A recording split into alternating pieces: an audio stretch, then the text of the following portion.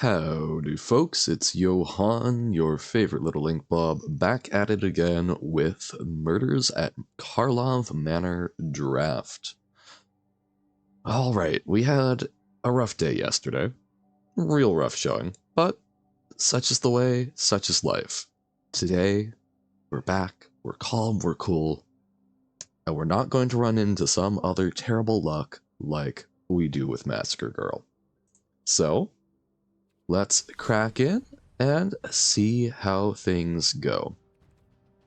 I was trying to think about it a bit more yesterday and figure out weak points, because I am having a lot more trouble with this set than I do other ones, I think.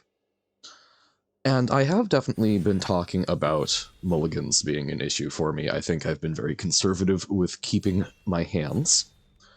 But I also think a major issue for me is not valuing the disguise creatures anywhere near as highly as I should, because I really don't like playing them out on turn 3. I would rather be playing a well-rounded 3-drop, which I think is why I've been doing a lot better with blue-white and blue-black, because a lot of those depend less on the disguise creatures and just have some very good tempo plays that are efficient on turn 2 and 3. So I think I need to kind of get with the disguise program rather than simply trying to trample on over it. We'll find out. Ah, no! One person didn't sit down.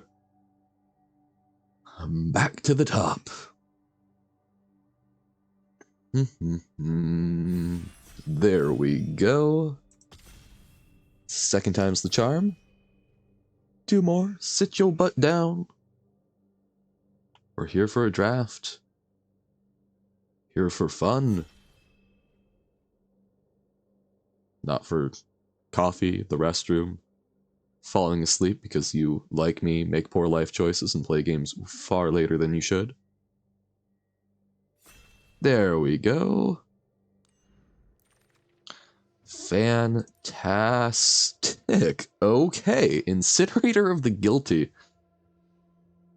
So, 6 mana 6/6, I do think is fairly expensive for the format, but flying and trample, good blocker. Oh, and I suppose that little ability to, if it connects with a player, collect evidence X and then zot their entire board for that much damage. I suppose that might be useful. So, I think we go for it. Treacherous Terrain deals damage to each opponent equal to the number of lands that player controls. That seems woefully expensive, but I can see why that would be a commander card. But okay, Incinerator of the Guilty. Let's see what we can make happen. Conspiracy Unraveler, a 7 mana 6/6 flying, even more expensive with more collect evidence for paying the mana cost for spells. I do not think that is going to be fantastic for anything that we can try and do, so I'm going to pass on it. Flotsam Jetsam, lovely card. Riftburst Hellion, I think, is also quite powerful, and I'm going to be leaning into the disguise creatures, as I was saying today. So, it's a 3-drop, because I have really been enjoying the Rubble Belt Braggart, but you can't play it on turn 3. Because I tend to be very worried about my mana curve. I do think there is an argument for Red Herring, it's not great. Reenact the Crime, I do not think is what we're doing. Goblin War Chief. Probably also kinda out of what we're doing. Suspicious Detonation, I think is quite good. Bite Down on Crime. I think Bite Down on Crime is great. I have not been having amazing luck with it. But, you know, if dealing with disguise creatures is a bit of a weakness of mine, why not lean right in? Other cards that I like here, I think Griffknot Tracker is quite good. I don't think it pairs amazingly with what we've already gotten, but I haven't tried Boros yet. Crowd Control Warden can be flipped up for just green, and I think that's all right. The Undercover Crocodile, I think, is also quite good, but I have seen a lot more happen with the Crowd Control Warden, especially in decks like this where we are just kind of beating down. It can get quite big.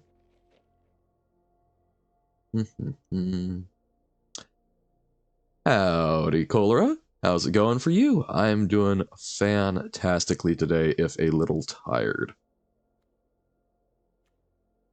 Vengeful Creeper. All right. We'll see. We're looking at another green-red deck, which has not historically done well for me, but I'm going in here with the intention of trying to value disguise creatures more highly, because I think I have an aversion to playing them out for the disguise cost and not viewing them as 3-drops. Still home in your parents' house? That's a somewhat neutral statement. I'm hoping that's a good time being with the folks and not a stressful time like I know it can be for some folks.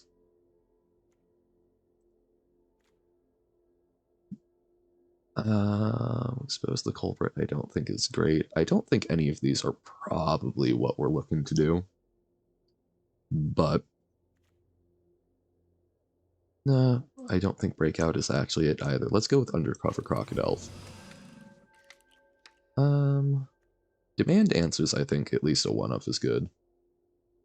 Good. Then fantastic. I'm glad that you're with folks that care about you, and I'm hoping it's nice and comfy. Demand Answers. Oh, since you did ask if we're drafting anything good, something that does set it apart, I think, a little bit might be this Incinerator of the Guilty. I doubt we'll ever connect with it, but I think it's pretty fantastic. I don't really know what we want from here, sorry. Yes, the has the Vigilante, since we do have some amount of white, potentially. They went this way. I don't think we're likely to play, but we can try. It's Diet Jund. It's only green-red. Well, don't think we're playing any of these, so we will take the value rare. And sure, it doesn't add up. See, I'm not putting the black card directly in. Archdruid's Charm. I feel like last time you really wanted me to take that. Triple green is a big ask, especially with double red, but search the library for a creature or land card and reveal it. Put it onto the battlefield tapped if it's a land card. Put it into your hand, then shuffle. Put a 1/1 counter on target creature you control. Deal so fight spell or deal with an enchantment. That's powerful. I don't think I can. But a Tunnel Tipster? Teemir the Colorful Pie, or is that Jund? So Teemir is green, red, blue, which we've got some aspects of. We do also have the green, white, red, which is Naya. So I think we've got 4 colors, even though we're kind of going Gruul, relying on being able to flip stuff up. Cryptex, I don't think so. Shock, I think, is doable. So I guess we're one of the Nephilim, but I, for the life of me, can't remember. Pulling up Scryfall.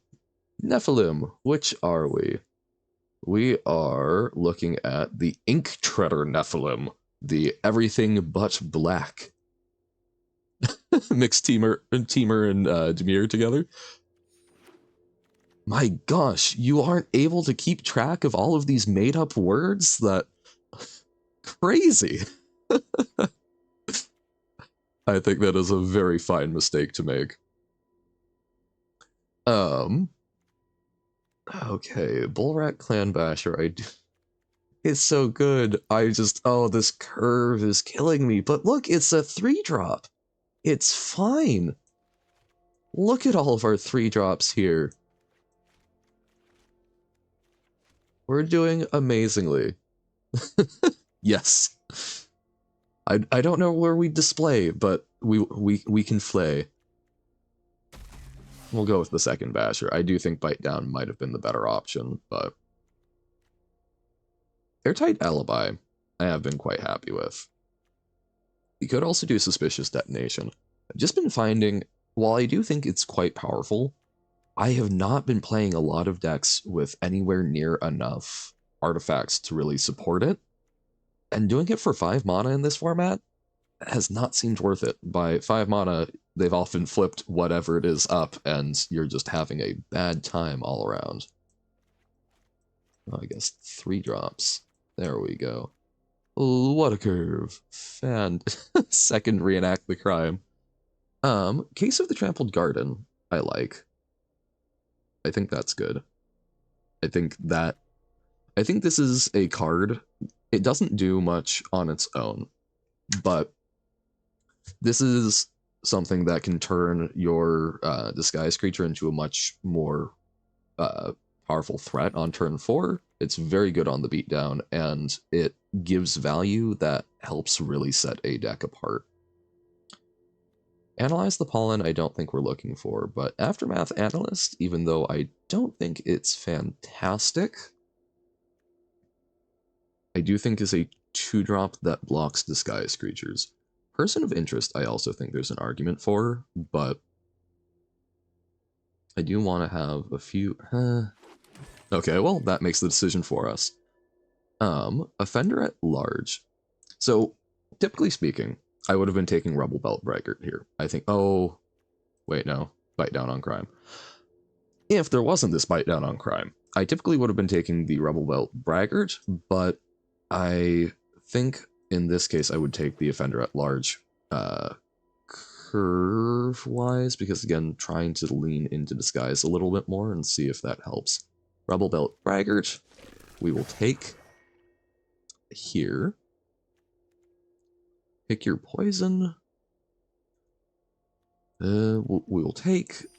I don't think it's mainboardable, but I'm sure that will die to some big ridiculous enchantment, and I'll be proven wrong. Hedge Whisper, I also am not a huge fan of, but we can take it. It can shut down early aggression and give some value. And I wish you were in your flat. Fight me with the jank decks? That would be fun. It will happen again, though.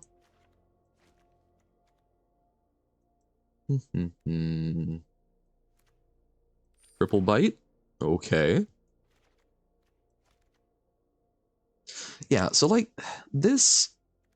I don't love this because of how the curve looks, but it is technically kind of sort of lower.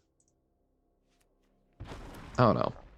I do not have a good handle on this, but this lets me play more overall powerful creatures later on. Oh, Vein Ripper. Oh, yo. I do want a one-of copy of it at some point, but I think Axebane Ferox is too fantastic to pass up. I would love to pick up a Flourishing Bloomkin. I think this card seems really good to me. I haven't tried disguising it out, but just a 2-drop that can grow, it feels kind of like the Tunnel Tipster in some ways, with a much sort of lower barrier to entry. Doesn't produce mana, but I don't know, it seems very solid, but we will take the Ferox. Rare card, oftentimes good card. 4th Bite Down on Crime? I think that might be excessive. I don't think we're doing Drag the Canal. I genuinely don't think we want the 4th Bite Down on Crime. I think we'll have not much going on if we do.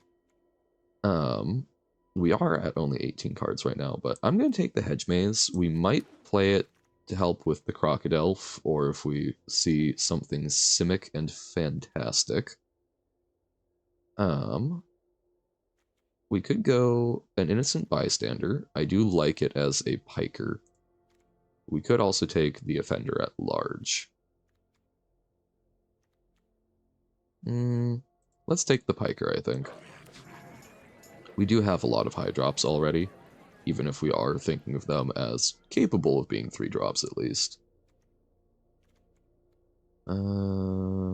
Again, nothing here that I think we really want, so I will pick up the Kylox.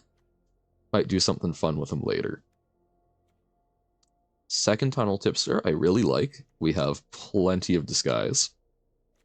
And helps us get to our big stuff faster.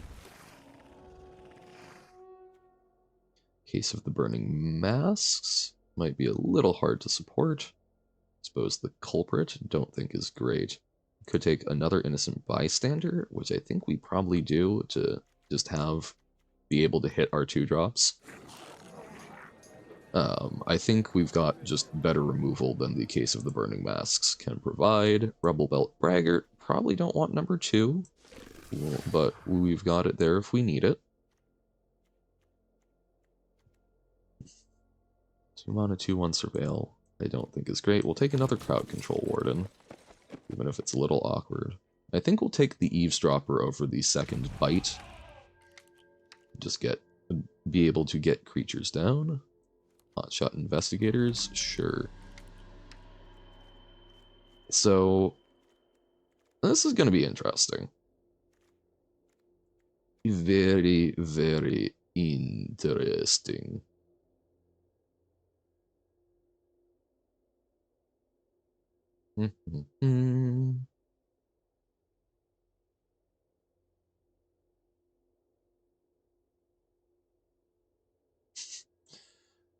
Long time for the packs.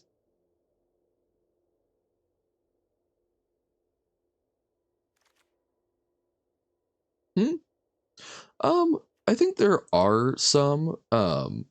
That one was more just...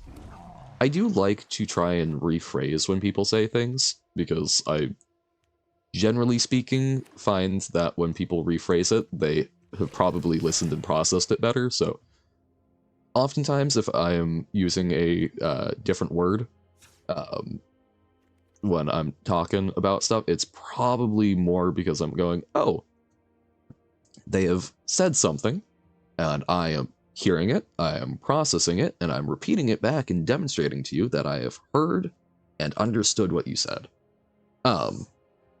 There are definitely some things that, at least while streaming, I'm trying not to swear overly much. I know that it is doable on Twitch. I may get to the point where I'm more comfortable doing it. Because it does enter my language quite a bit. But, you know, it's a good excuse to try and find other words for those tense moments. So there are definitely some times where I'm sort of holding back on stuff like that.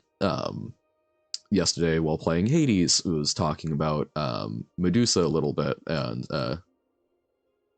I know, assail isn't an expletive. That one is more in the, oh, I read something and assail is, yeah, no, assail isn't. That one is more just, literally, I read the message and went, oh, yeah, I understood. You would like to fight. You would like to do battle. You would like to assail me. I would like to assail back.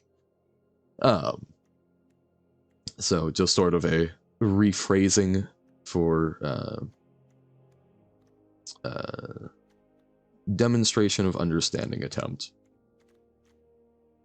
So I love when it puts in lands that we're just going to be brave enough not to play. Because I think we are majority red. 1, 2, 3, 4, 5, 6, 7, 8, 9, 10, 11, 12. Sorry, majority green. 1, 2, 3, 4, 5, 6, 7, 8, 9, 10, 11, 12, 13, 14, 15, 16. So we do have a lot that we can only undisguise. Or skirmish. I also like skirmish. There are plenty of good words that avoid having to say duel. Only in games. That's very, very reasonable. I do figure that you would probably use different verbiage if you were about to duel in real life. One would hope.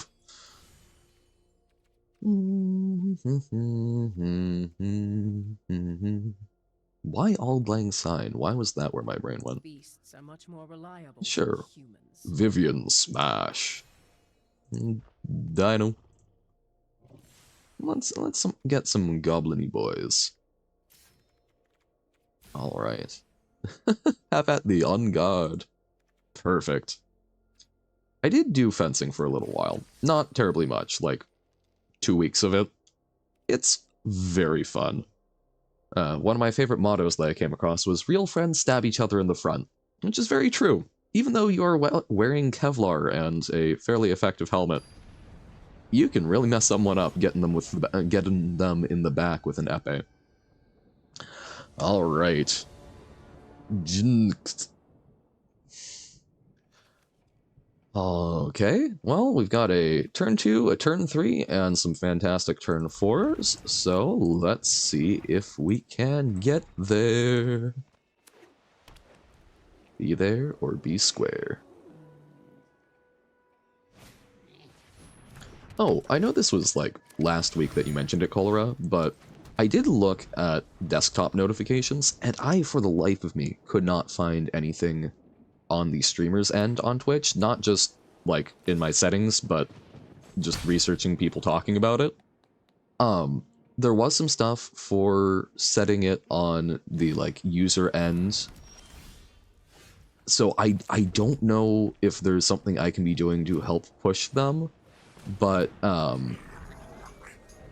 if like me doing a quick going live in Discord or something would be helpful, absolutely happy to do it. Not trading. Real friends strap each other in the front is a sentence you'd be expecting from May and Greg. Yeah, that very much scans. I still cannot believe that Greg just came out of nowhere with a crossbow. Like, I mean, we saw his cousin. It makes sense. It still just surprised me. Well, I'm guessing they're holding up the clue. Galvanize is a sorcery, right? They could shock or helix. I really want to do Case of the Trampled Garden, but I think I'm just going to get blown out if I do. Even though I think that would be... It would be such a good tempo play if it works, and if it doesn't... So, we could... Yeah, I think we just play out. We just attack with a 2-1, and then we play out a ward creature. Don't think you saw that part? Oh! Okay, yeah, it was, sort of in the finale when we were dealing with all the cultists. Greg just rocked up with a crossbow. We'd met his cousin shooting crossbow, bolts at a tree over by where Bruce was. But, yeah, apparently he has also learned the way of the crossbow and just straight up shot one of the cultists named Edie. Eide? E-I-D-E. I'm not sure how to pronounce it. But, yeah. It was, quite delightful. So, okay. I think I just Axebane Ferox run it in and probably trade with the combined might of their inside source and detective. Not with those two. Whoops. He would. I certainly would not want to be facing Greg in a dark alley, let alone with a crossbow. Yeah, you double block. Okay. Okay. Trade your common plus an enchantment effect for my rare. Okay.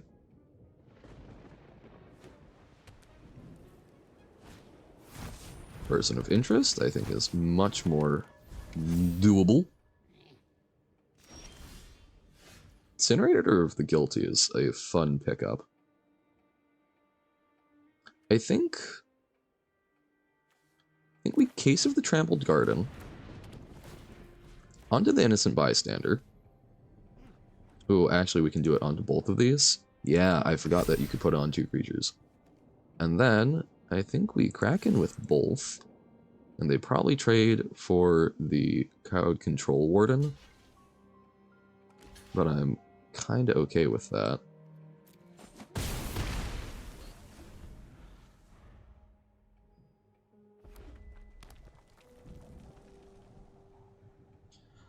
This enchantment, Case of the Pilfered Proof, in the right deck is very powerful. And I think their deck is absolutely the right deck for it. Has me intimidated. Griffknot Tracker. Okay. Well, hopefully we get to play a big dragon and make that moot sooner rather than later. Okay. Expect it to be harder to get access to a crossbow for a conventional firearm, honestly. This game is set in some kind of America too, right? Yes, I don't know if they explicitly say America. It's very, like, America coded. I don't know. I honestly don't know. I think one of the big differences is it's probably going to be easier to make a crossbow than it is to make a firearm. I suspect you probably wouldn't have to register it in the same way. They mentioned Canada and Russia in it, though. They did. I don't remember if they actually specifically said America at a Leonin Relic Warder. What the heck? Just gonna eat my... So rude. I'm upset by that. But oh, what was I saying? While I suspect it would be harder to actually procure the crossbow, I suspect that you would have an easier time just sort of... I don't think you would have to register it in the same way. I think it would just kind of be overall easier to have. I think we Incinerator of the Guilty and pass, probably having to use it as a blocker, which feels scary. If not, though, we probably try and see if we can get something into the bin so that we can wrath their board. The Griffknot Tracker exiling stuff was actually quite rough. Need a license to own a slingshot? I don't think... Yeah, the licensing on stuff in the US is very weird, and it varies a lot by state. I have not looked at it terribly much, other than enough to find out that in my state, our laws regarding bladed weapons are pretty much only limiting if you... if they are concealed. So my friends and I basically realized, hey, we could make a glaive. So we did. We made a glaive. It was fun. So demand answers is an instant. I think what I'm going to do here is I'm going to attack in with Incinerator of the Guilty. And if we connect, in response to the trigger, I'm going to demand answers. Actually, ooh, let me make sure in my settings. Gameplay. Do I have... No, do not auto order. And, oh, right, how do I maintain full control? I don't use it an awful lot, so control. Okay, so I'm going to attack. If I connect, I'm going to demand answers in response to the trigger, and then pitch the Crocodile.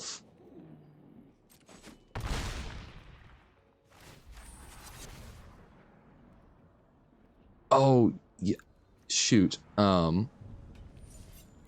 I should be able to... Oh shoot, it's part of the... It's part of the cost. Oh, no, no, no, no, no.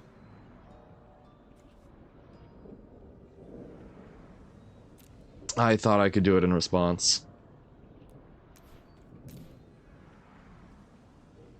Oh, I can't even do 0? Wow. How do I... And I can't... No! Okay, this isn't just me, right? It's not... I'm clicking submit 0. Decline. I can't unactivate the ability. So this is bugged, right? I have no way to proceed here because I have no cards in my graveyard.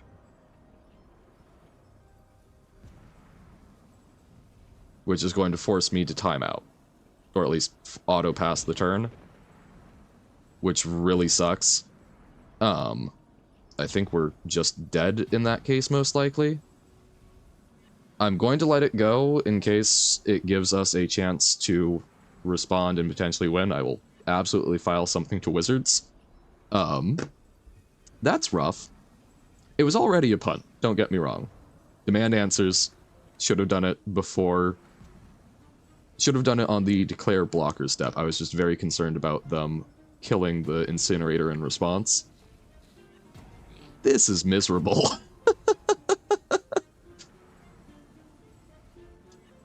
I do still want to try play out the game though, because okay, we can block 3 damage and 2 damage. We take 7, so we're not just dead.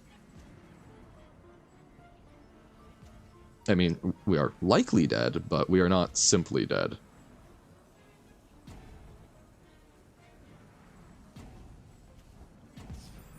Okay. Oh, whoa, okay. Well, we're collecting some good data for the bug report, aren't we? Oh, man. Well, feel good that I've discovered something that will hopefully help out Wizards.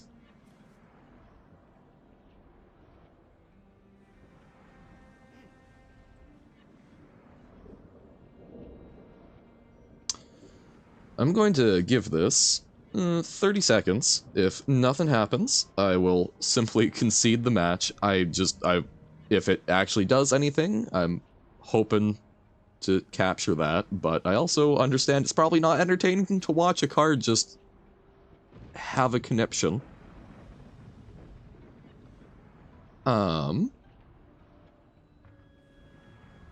Yeah, I think it's just stuck in a loop. Fascinating. So, we have learned today, first off, demand answers before, not in response to the trigger.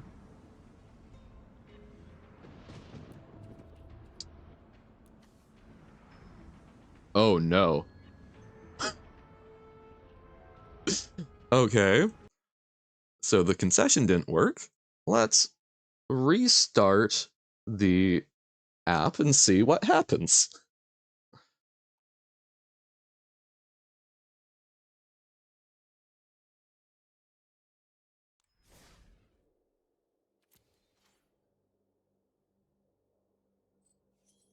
Okay, I'm guessing that counted as a loss. Yes, okay. Fascinating. Prohibition about destructive devices. Any firearm that can make noise in excess of a certain range of decibels or sufficiently large caliber. I am not sure. A lot of the legislation that I'm aware of specifically mentions firearms and is more concerned about whether they are semi-auto, or not. I have not seen a lot of legislation about noise restraints on them, or caliber requirements. I would need to look at that more specifically, though. I have not looked into I have not been looking at it from that angle, so there may be laws on the books that I simply have not witnessed, but in my general research on the topic, I have not come across such provisions in America.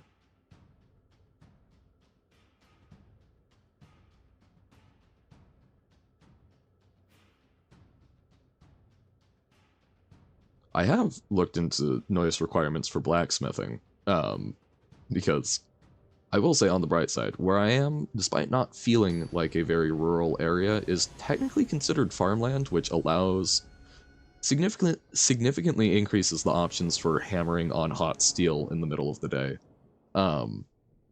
But still try and be polite about it.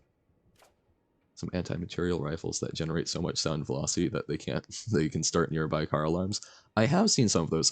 I've seen some of those in military exercises. Ooh.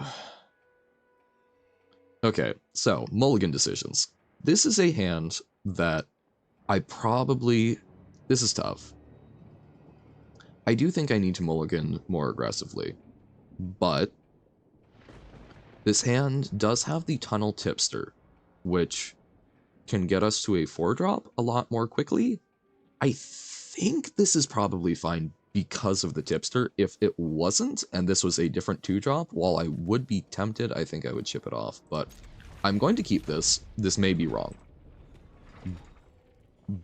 But I think this has relatively high upside if we hit, especially if we hit one more land.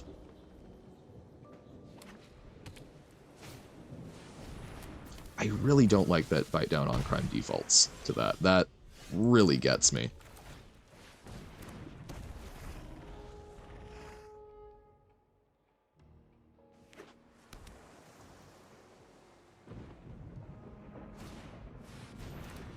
Okay, that does hurt. We do draw land, though. That's nice. Can't get suspected. No untap. So we are kind of in a rough way, but we can ward that, or not ward, we can disguise that out. Make a Sai or a Halberd. I mean, potentially, maybe even a... I don't know if it's Jit or Jite. I assume since it's Japanese, it would be Jite. I mean, the glaive is relatively similar to a halberd. I am not very talented with my smithing, so I'm not saying I can make one well, but I could certainly take a crack at those. I do have a friend who is very enthusiastic about the concept of having a sword. Unfortunately, the way my forge is set up is it cannot do very large things. But I do want to figure out how to either do like an open bed, open pan coal forge or something of that sort, in order to make them their cool sword. No blocks. It might have been a good idea to do innocent bystander so I'd feel comfortable trading with the red herring. That might also be part of my issue with these, is that I really hate to trade them. A Krieg Messer or Tanto. Yep, those are both reasonably sized knives that I could probably actually make. Do I? No, I do attack with everything. We're racing right now.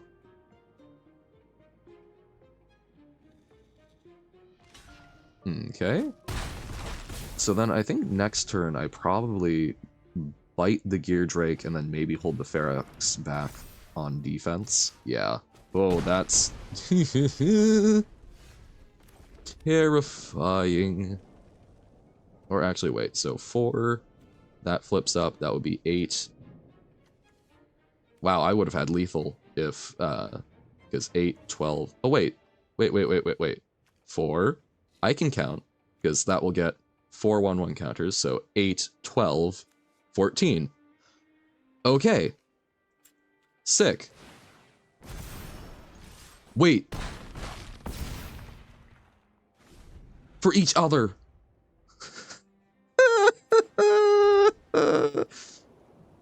Oh, I'm doing fantastically this morning.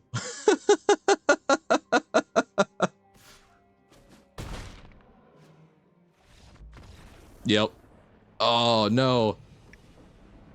So first I get myself with the incinerator of the guilty. Then I get myself with, oh, the pain. So instead, we could have bitten down and just cracked in with others, and I think we would have been fine. But, oh,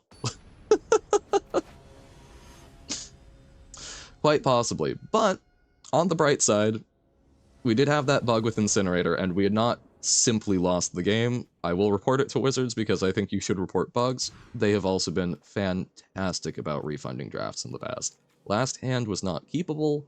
This is sketchy, but I think we do keep it.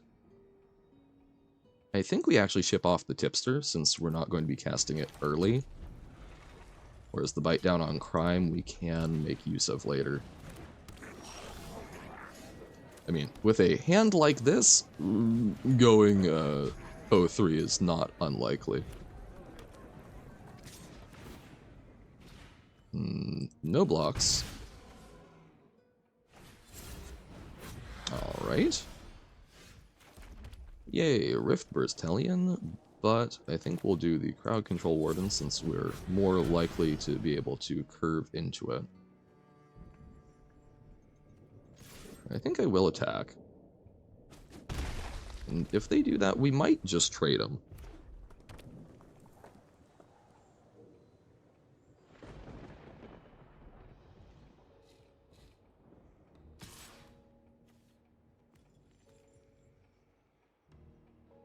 Yeah, I don't know what they would flip it up into that wouldn't trade, so let's try it. Still trades, okay. They get a 1-1 though.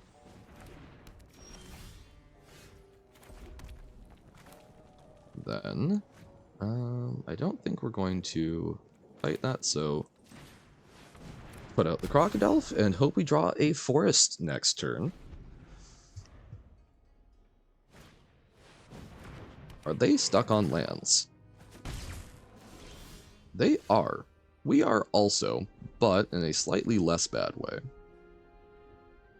Turning through your Magic collection, still haven't found my last $30 plus card, but I'm less dejected now than before. Okay, that's good. Man, I should actually check on my collection at some point. I don't know where a lot of good stuff is.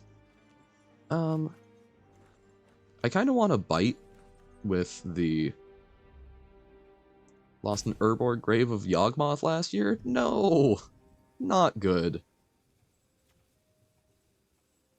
I think I want to bite down the Crime Novelist before they can grow it, and we get to attack in for 4 this turn.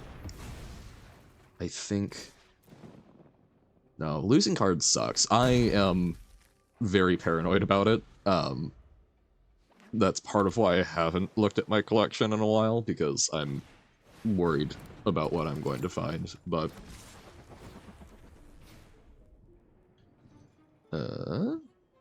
honestly, at this point, I do think we block their 1-2 so that they can't get more value off it down the road.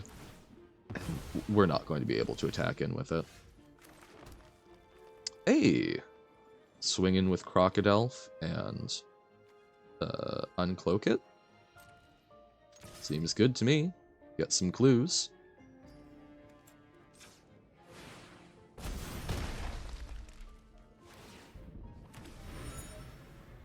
And a big beater that's relatively hard for red to deal with. Blue might just bounce it, which would be very unfortunate with our mana base. But next turn we can also just slam another 5/5. Connecting the dots. Oh, it's the Bomat Courier one. So they'll be able to refresh their hand. Cute. Oh, the orangutan sacrificed the knife? The $40 plus foil lands, or 40 plus foil lands from a Zendikar. Aw, yeah. Foils do that, and it sucks. I think we attack in, offer the trade. Nope, just a chump. Understandable. No, that was actually why, for my Eldrazi deck, I got some Path Racers of Ulamog that were way cheaper because they were foil and had been very curved. It was some sort of promo. The foiling process is really tough. I haven't been collecting, paper for a long time, so I don't know if they've improved it, but I know that's been a long-standing point of contention. It is tough to shrink wrap cardboard and not have it be affected. So I assume they equip up the orangutan and attack in for 5 first strike? No. Interesting, okay. Cornered Crook. Deal 3 damage to my face. Okay. Somewhat awkward. But... so we can play this as a blocker. I think we attack in with... because they're going to be able to restock their hand next turn.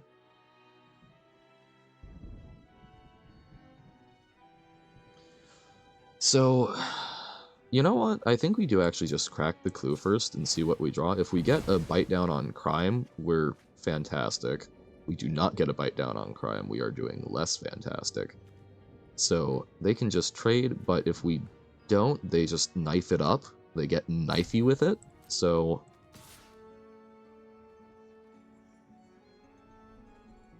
I think we attack in with just the Crocodile. I figure they probably trade. If I were them, I probably would have double blocked with the Drone Smith and the Orangutan. I think we still would have been okay with that, but I think that would have hurt more. We play that out as a blocker. If we draw one more land, we'll get to Hellion, which will make me feel a lot safer.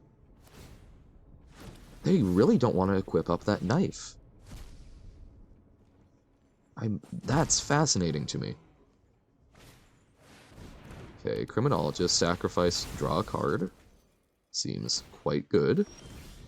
They are really chipping in at us. I'm going to demand answers. I'm going to pitch the Basher, since I think it's not as good of an attacker as we would like right now. We draw the card. Let's... Aftermath Analyst, we mill, which I don't love. Shock, another Basher. Okay. I can live with that.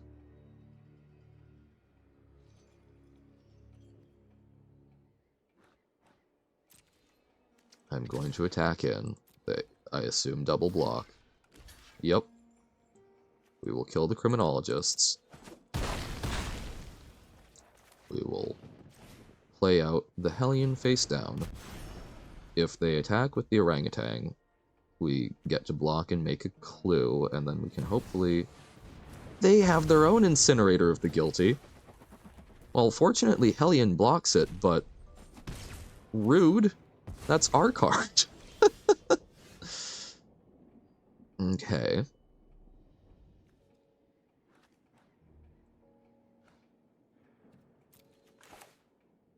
I think we hold on to the forest. Oh, you know what it doesn't block? It doesn't block an Incinerator with a knife.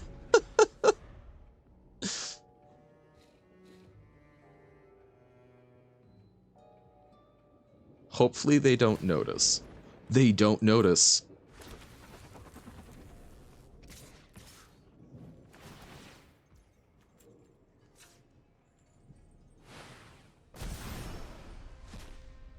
Okay. Do we get to eat your Incinerator? I would like to eat your Incinerator. Please, no combat trick. That seems an awful lot like a combat trick. Oh no, they're digging for one.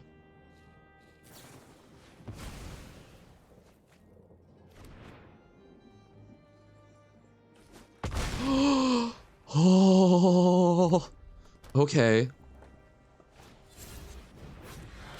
We're in this.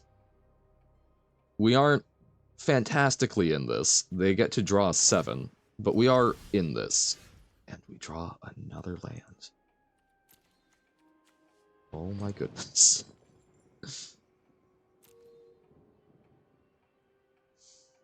I think we just have to sit here, which is really bad, but I think we have to. At least we can block a monkey with a knife. Gadget Technician, okay, they make a Thopter. We can live with this. We can block a monkey with a knife.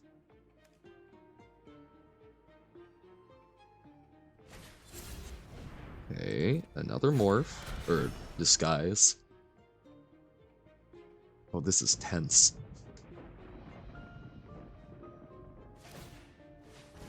They figured out the knife.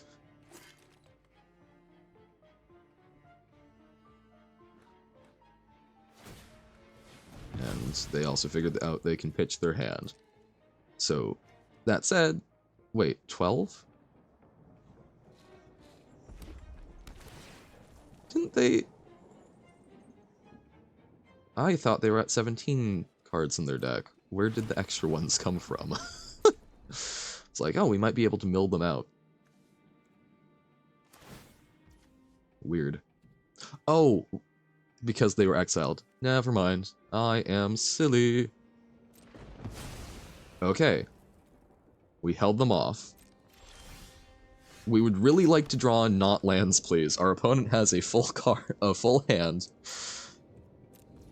and lots of flying threats.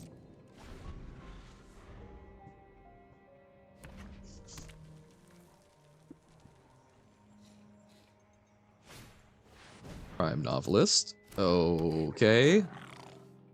And it does say sacrifice it. Oh man, so that Crime Novelist gets to grow.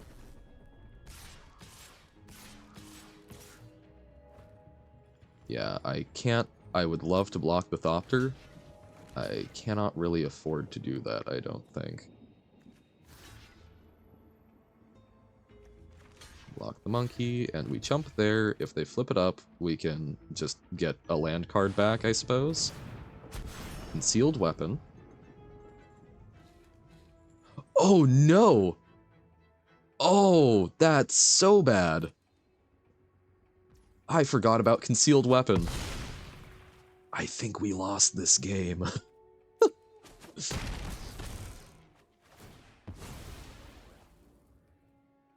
I think this was an 0-3 run, boys.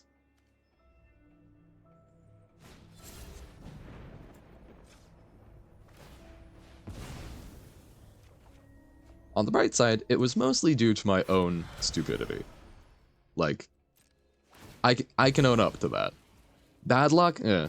The incinerator stuff was bad luck. I was stupid about it, though. So I'm not as broken up about that as I could be. Oh, the performer. Your favorite? And another land. We did flood out a lot there, but... Alright. Well then. I feel like I'm just throwing gems in a pit here, but... I do think that was a better deck. I think I grossly misplayed in those first 2 games, and then just had a bad 3rd game, which happens. So, let us draft again, throw more money into the pit, but having fun. Doing good, having fun. It's better to lose with people watching. Wait, no, I don't think that's how most people think. I'm having more fun having folks along with me to chat about stuff so that I can talk about cool glaives while I'm making very silly choices. So, once more, unto the breach.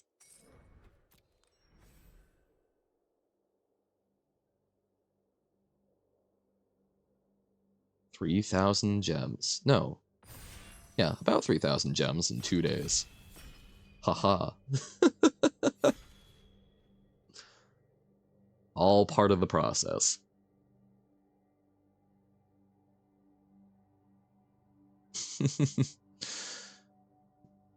I'm not sure I'm finest men, but I sure am some men.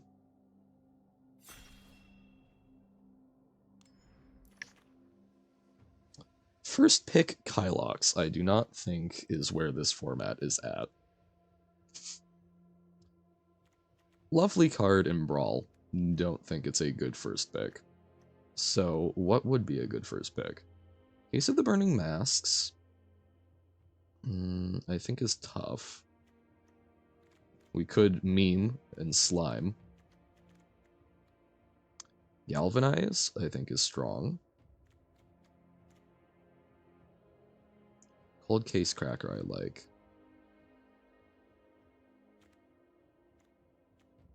Blue has treated me well. I'm going to take the Cold Case Cracker. I guess the Absolving Lamassu could have also been one. Here, could take the Inspector and lean more into Detectives. Coerce to Kill, I think, is quite strong. I also really like the Crovod Haunch. Blue-white aggro has done well for me, so let's go with that. A second Kylox. Makeshift Binding, fantastic piece of removal that I've only been on the receiving end of.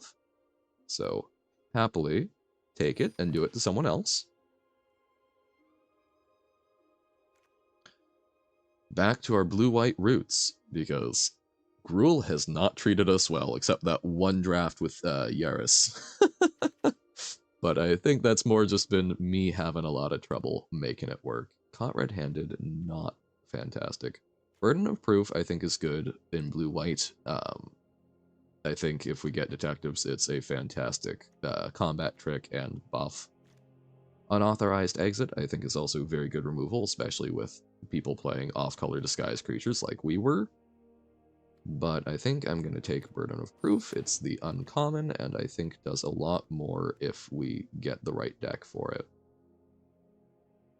Okay, Evidence Examiner. I have not actually, I think, seen before. Looks good. Not what we're doing today, I don't think.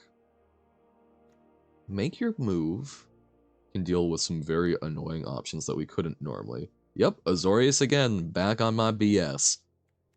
But I think it is one of the better decks in, if you get the pieces for it, and I think we're already seeing some good pieces for it, even though we only have one creature. I think it is one of the better decks, at the very least, it is one of the better decks for how I think about Magic and play. It's much more tempo-y, which is how I tend to draft limited. I think we had a relatively tempo-y rule deck with all of our bite downs. There was the first game with the incinerator bug, which, again, I screwed that up anyway, but that was there. The second game was me miscalculating lethal by missing a very critical word on the green-white disguise. I think both of those... I think that first game, if I had done the demand answers in on Declare Blocker step and not tried to get super cheeky with it, I think we would have won. We wiped their board. We're doing amazing. And I think the second game, if we had simply, not tried to go for lethal, that we were off by 1 on, or if I had been not quite so aggressive and at least noticed that I did not have lethal and not immediately attacked, I think we could have won that one as well. Reasonable Doubt, I'm counterspell averse oftentimes, but we'll take the Thinking Cap since we do have 2 Detectives already. We could take Due Diligence, good on the beatdown. Felonious Rage, Innocent Bystander are both good red cards, so maybe that's the deck we should have been in. Maybe Boros? I guess we could still go Boros. But part of why I would be doing that would be the Due Diligence. I'm going to take the Criminologists.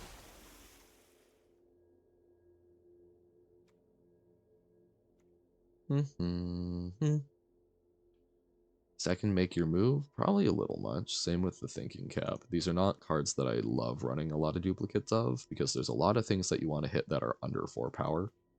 I'm going to speculate on the frantic scapegoat on the maybe we should have been in Boros. We would still have ones creatures then. I guess 2 since we took the scapegoat. Defenestrated Phantom, I think, is good and leaves our options open. Profot Hunch, I haven't used the second ability, but I think is quite solid. We'll take the Hotshot Investigators. We're feeling kind of full up on our high slot already, if this is where we're going. I do find it really hard to pivot with these play boosters. We'll take the generic one, I think. Because there are a lot fewer cards, and it feels, you feel it if you try and pivot. So I think this is the pack where we really decide, and we do not have red that I want to take over some of the blue. We could take the Hazda Vigilante. We need more low drops. This deck thrives on that. I do love Wrench. We need good creatures in our lower slots, though. Projector Inspector, good at synergizing. So, happy to pick it up.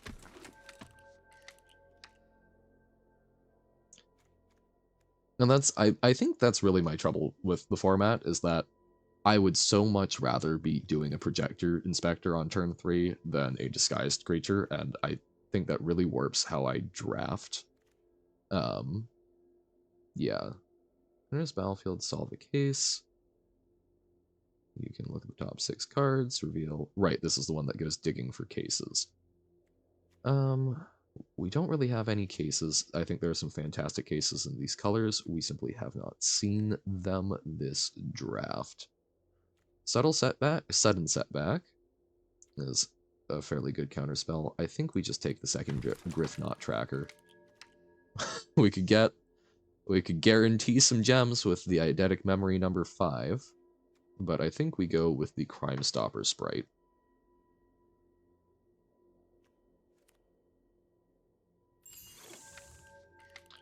Good creature, good tempo. Looking what we're looking to do. There we go.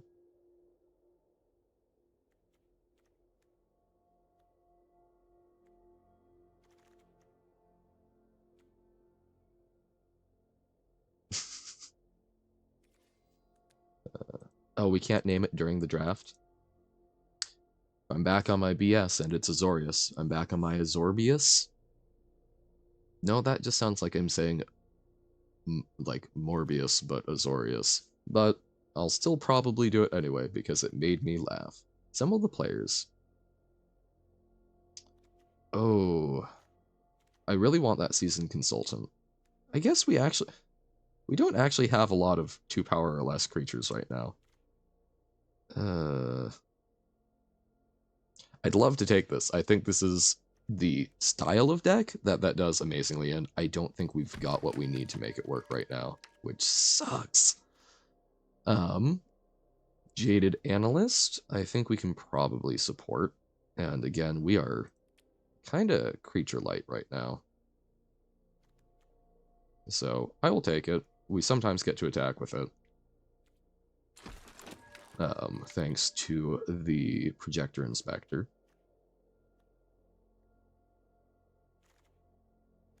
Would really love to see some Granite Witnesses. Would really love to see, like, a Market Watch Phantom. Maybe another Seasoned Consultant. The Homunculus that buffs detectives. The case that makes all of our detectives bigger. I think the deck is good even if you don't have the kind of detective synergy pieces, but I think it gets a lot better when you do. So, No More Lies is a very good mono-league. I am counterspell averse, but if I'm going to play one, I'd like to play one like that. Alternatively, Call Surprise Witness could work, but I think a lot of our good stuff is in the 4 and 5 slot right now. So we'll take the counterspell. We've got a lot of removal. We will probably be making some cuts. Okay. There's that Granite Witness we were talking about. I think the blue-white disguise creatures I also like a little bit more because it doesn't feel like you're trying to get them for a discount, and that the discount simply sucks. We'll take the Hasta Vigilante, even though we don't have a lot of 2 power or less. It feels like you're playing them for... You can play them disguised to try and get them for a spell-like effect, rather than simply trying to get a discount like I think about using Morph for. Because a lot of the big things in this set, when you disguise them, it's like a 1 mana discount, which can be significant. It's just, I often find not significant enough.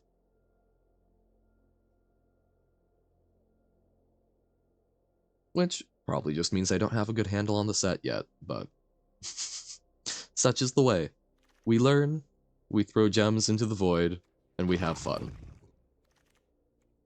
Thinking cap number 2. Aha! Officious Interrogation, a card I can finally take that I've wanted for stuff. That said, I think the second Granite Witness would probably be better for our deck, if I'm being completely honest. But this turns on our Jaded Analyst, and I really want to try it. I think I will take it. It's probably not the objectively correct pick, but I'm gonna take it. I'm gonna have fun. Case of the Uneaten Feast. Gain a bunch of life. Sacrifice this case. You can recast cards from your graveyard. The reason you like Pyrotechnic Performer so much is you can cast in Disguise or not, and you're bound to get some value either way. Exactly. I can play a 2 mana 3/2 and feel good about it, or I can disguise it out, Zod it, and yeah, it triggers itself. No, I agree. I think that is fantastic. I'm gonna take Case of the Uneaten Feast. Again, probably not the right pick. We're gonna have some fun with it. Second Officious Interrogation. Well, we could take the other Krovod Haunch. I guess we could take the Surveillance Monitor. This will wheel. Oh, actually, there's another Cold Case Cracker as well. I think we don't have a lot of collect evidence, so let's go with the Cold Case Cracker. Exit Specialist, I love. Another great example, kind of like you were talking about with the Pyrotechnic Performer. I am very happy to play this as a Piker that has some evasion. And I'm also very happy to play it out as a disguised creature that gets to really tempo someone. Blood Spatter Analysis, don't think is where we're at today. Crime Stopper Sprite, though, happily. Deadly Complication, I really disappointed myself with. I don't know why I completely ignored the a suspected creature you control, but that is far less good than I had originally thought. I think it's better than Murder. No, even then, it was a sorcery? Yeesh. My memory. Bubble Smuggler, another great example. Piker, that can also just be a big beater if you're setting up more for late game and it fits in your curve. So yeah, that's a lot of the Naya colors. The disguised creatures you are trying to discount and it's not a big discount, whereas in the blue and black colors, they make more sense to me, I guess. Essence of Antiquity, we really got with.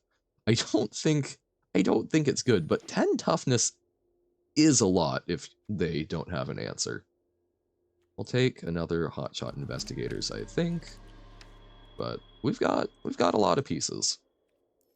As normal, we will probably be cutting some non-creature spells, I think. Don't think we want that Jaded Analyst. We probably don't actually play the Officious Interrogation. I want to. I really want to. It was probably just an objectively bad pick. The 111 zombie that enters the battlefield tapped. No, I don't, but I assume that was probably from Crimson Vow or whatnot. I have not been playing a whole lot the past few years.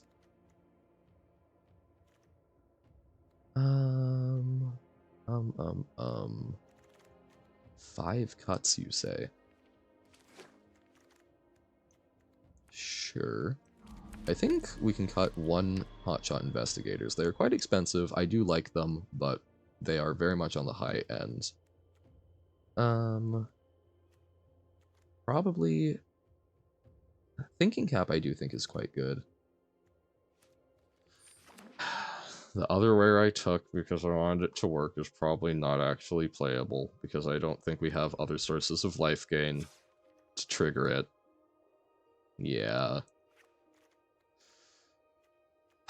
I wanted to. I thought it could be fun. It's not going to. Okay. I love both of those. We need to make 3 more cuts.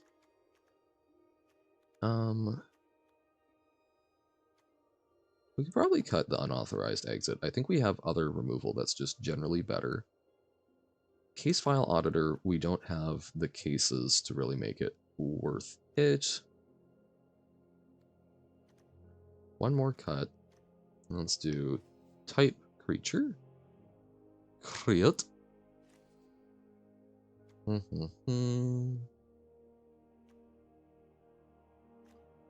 So 113, that makes good sense.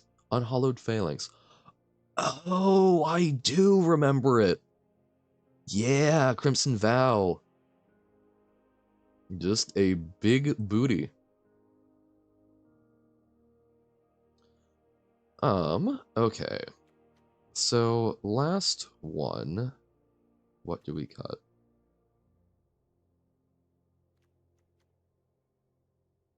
I'm very happy with all of these cards, so it's tough.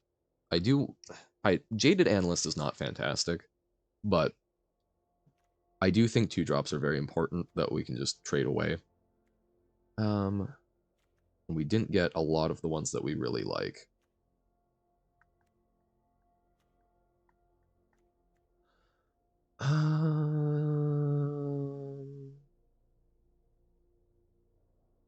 Wow.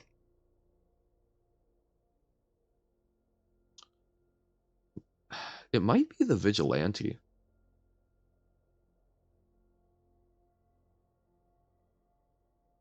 We have a lot of things that are 3 power.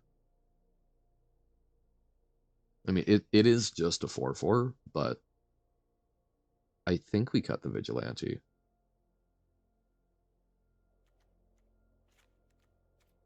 Yeah.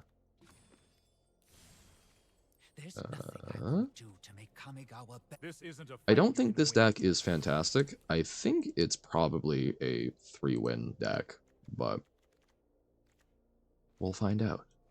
Witness me.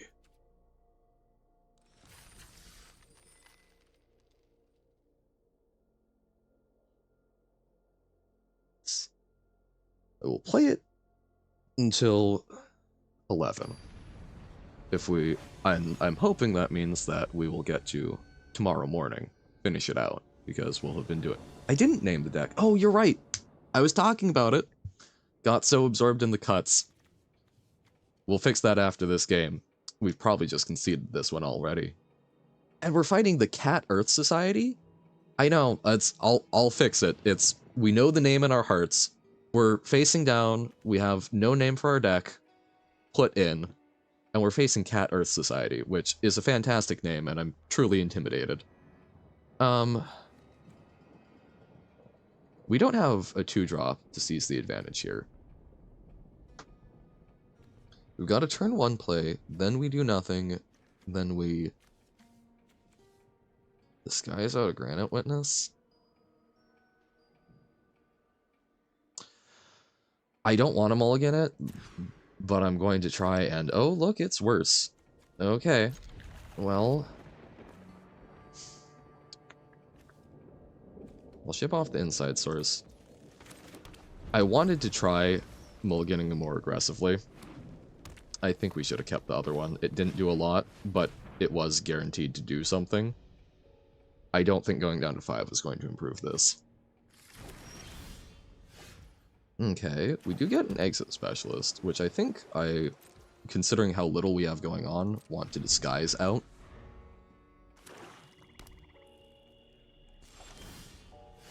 Okay. Come on, white source.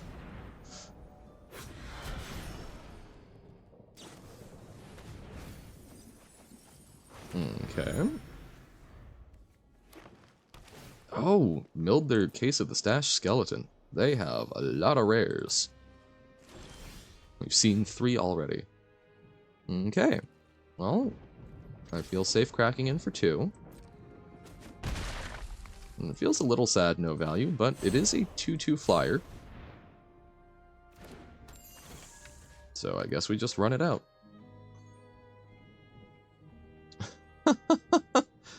Interesting. I did not realize that was not a up to 1 or a May ability. As I have noticed, rather than May, they've been switching the verbiage to mostly switching it to up to 1 or whatnot. Fortunately, I can't actually bounce the Ferox because we don't have anything in our graveyard. So I have all of this interaction and I cannot interact with it, which I suppose is kind of the point of Ward, but yikes. So we'll run out the Analyst and probably chump with it and just try and accrue some evidence. And it helps us win the race. We do get the white mana.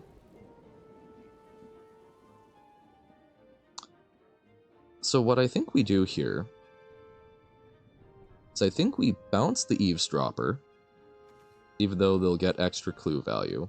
I think we bounce the Eavesdropper, and then play out the Seasoned Consultant and just keep trying to race that way.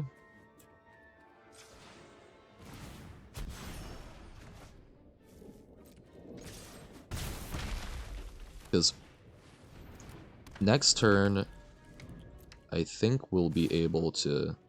I assume they replay the Eavesdropper. If they play something bigger, we're even happier. Then we can just tap it down with the Accusation. Okay. Repeat Offender does make that a little tougher. But I think we do.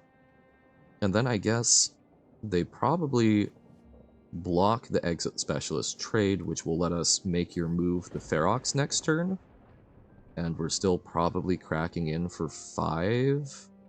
And then it's a little tougher, but I think that's reasonable. We are flying by the seat of our pants, certainly, but... would you look at that?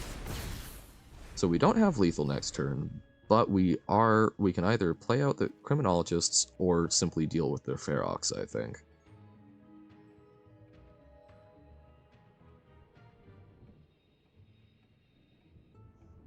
We have a 3-turn clock in the air. Never mind. Coming sets for the year am I most excited about? Honestly, I have not... I know that there are sets upcoming. I don't know the current release schedule. I've not been up on that. Bloomborough I'm very excited for though. I think that's this upcoming year. I am a real sucker for Redwall books. I've got most of the series sitting next to me, so small creatures doing big things. Love it. Okay. So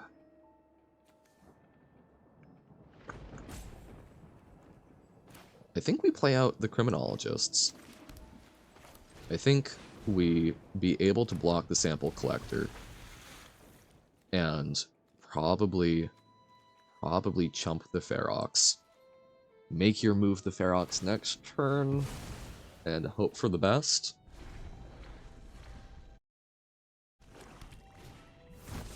Repeat offender, okay.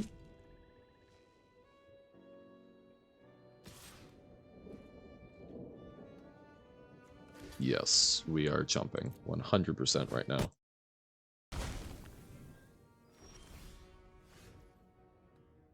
Another planes is not what we were hoping for. So they're going to be able to... Ooh, okay, so they can make that menacing. So we really can't attack. We really needed a second spell there. Because then we could have even potentially attacked, but...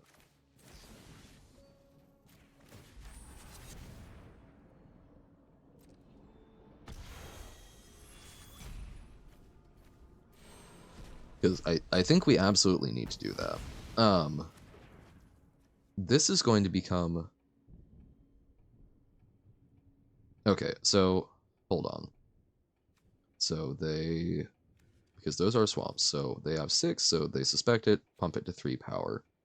And then next turn, they can for sure get up to 5, so yeah. Even though we can't block it, we need to hold back so they can't just attack with this. I suppose we could have waited so that we could hit the offender rather than the Ferox, but... Because we can block and trade with the Ferox, but... I don't know. I don't know, man.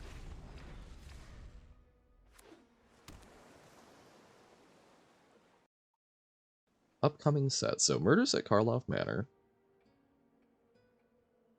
Fallout Commander decks. Outlaws of Thunder Junction, so we get the goofy cowboy dinosaurs. Okay.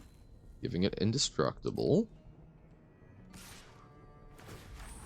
Really not attacking with the 2-1 menace.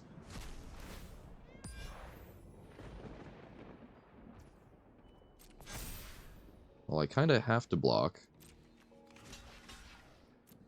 Fascinating. Okay. Old case cracker.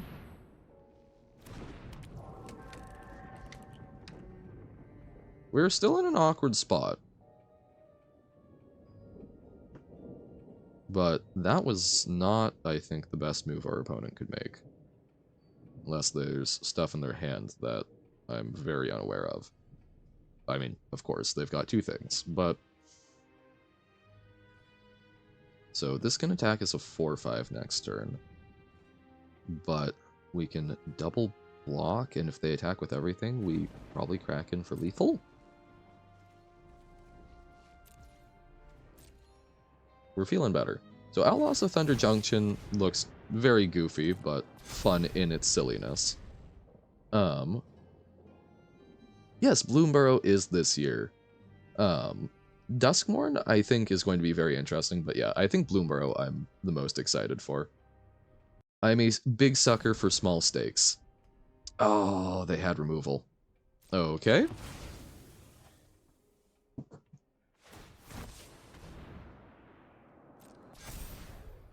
We are forced to chump with our 3/3. You put it on your 3/3 so that we can't trade with it. Yes, correct. Okay. Well, we block there. We technically survive, but we draw our Lightning Axe in our blue-white deck. And that will not do it. Alright, it's because we didn't name the deck. So, okay. Bloomburrow, very excited for. I I was not playing Magic when Lorwyn came out. I would love to play Lorwyn. I love the vibes of Lorwyn. I know that we have talked about a return to Lorwyn, but I don't remember if that was an official announcement and we've got like a release date. I really want it though. Bloomborough, I think, is going to be kind of the next best thing. AzorBS. There we go. I think Bloomborough is going to be the next best thing of a non-human centric set. And yeah, I think it's going to recall a lot of childhood nostalgia of Redwall and cute little woodland mice living in an abbey, fighting against the big, for some reason, evil creatures, and spending far too much time and effort on writing about the feasts. Okay. This is a mono blue hand. I think it's a keepable mono blue hand, certainly more than our last one was. Yes, plenty of ale to be had, Gunsy. It's just, those scenes were so lovely, talking about, you know, the spiced and mulled wines and all of the candied nuts and so on. Oh, they've got the case of pilfered proof. Mighty scary, but we'll run out the analyst as a blocker. How's it going, Gunsy? Today has been yet another hard run, but we found an interesting bug with Incinerator of the Guilty, so we'll see. There's a chance we might get a refund. I doubt it. I'm not super worried about it, but it was fun to do. Good, just been here a while, just chilling. Sick. Well, glad. Makes me happy that I'm able to apparently be just a nice chill voice for folks. Glad to hang out. That will be a 4-3 Inspector. But we can bounce it and make it a little funnier for us at least. Ooh.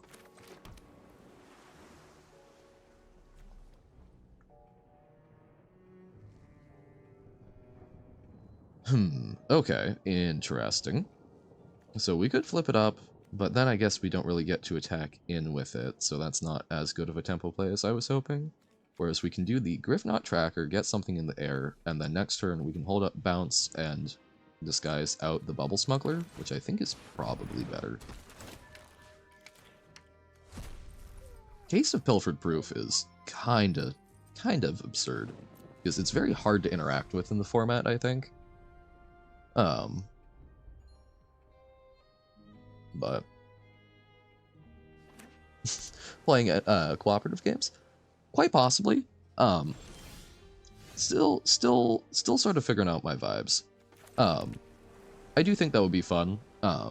Right now I'm kind of trying to do streaming as just a into the void. I enjoy the interaction, but just sort of doing my thing.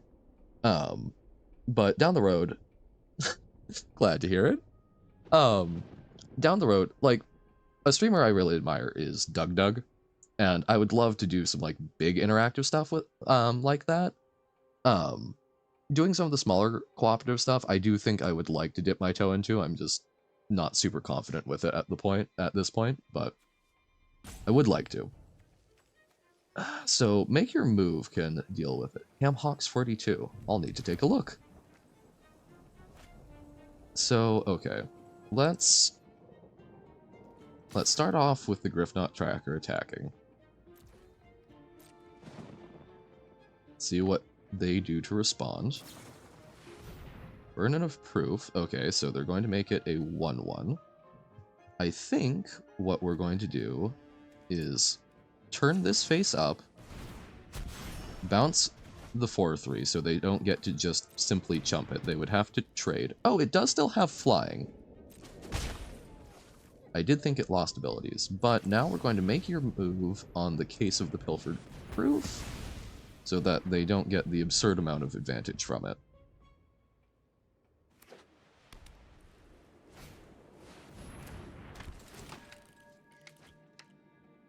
Okay.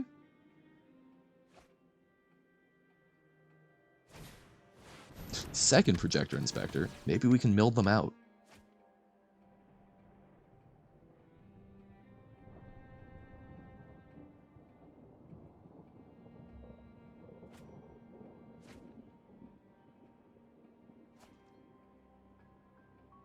That's I honestly I think the biggest reason why my brain is a little like, oh, I don't know with doing the cooperative games sort of one-on-one. Like I enjoy playing the Magic games on stream. I do have a hard time trying to figure out how to make sure that they're entertaining for other folks popping in. Because I feel I have a harder time commenting on them, but I guess I trust you guys to not watch the stream so I could do that more. But yeah, I will think on that. I am not averse to it. I would like to do it. I just need to figure out how I would go about doing that, if it makes sense. I don't think there's really anything we want to bounce here, so I think we probably just attack and run out of 4-5.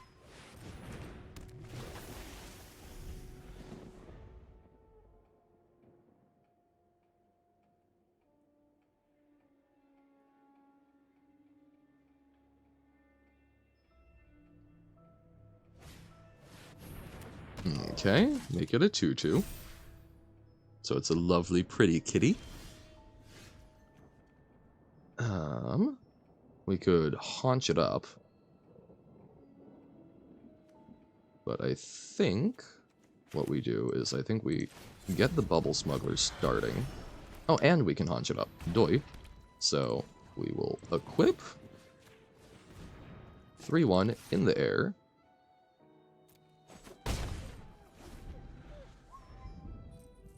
I guess we could have also attacked with the 2-1, but I do kind of like keeping it on blocks. There we go. And 6-5 would double trade, so 3-1 in the air, 6-5 secretly on the ground.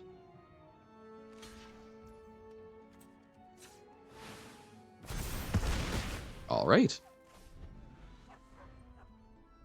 Feel like we have a decent board advantage until they play that one Wrath that exists in the limited format in their colors.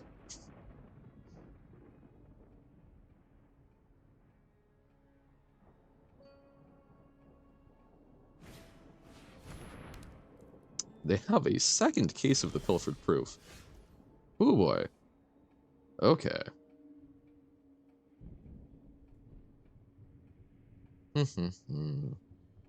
It's hard to bounce their stuff without bad things happening. I think I attack like I did last turn. I think I'll actually even attack in with the 2-1 now because it's just straight up unblockable.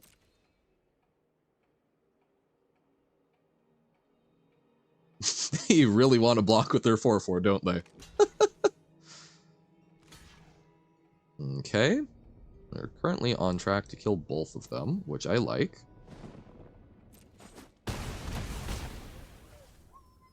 Fantastic.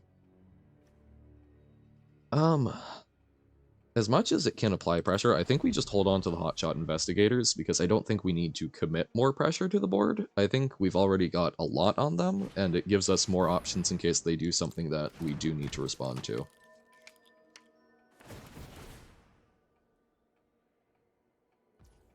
Okay.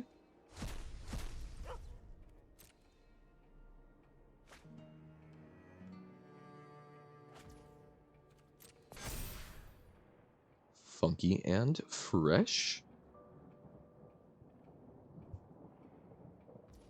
So, okay. If we bounce it, we don't get through for lethal quite? Yeah. But they're probably just redoing the same thing next turn, and we're even better off. So I think I'm going to try and bounce it. Attack with everything. Okay, that just does it for him. Okay. We got a win today. There we go.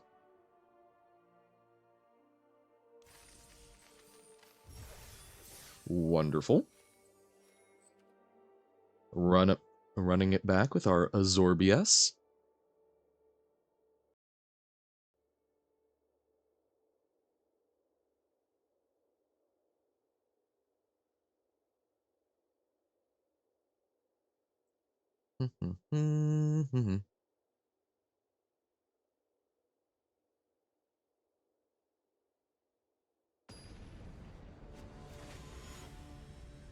Alrighty.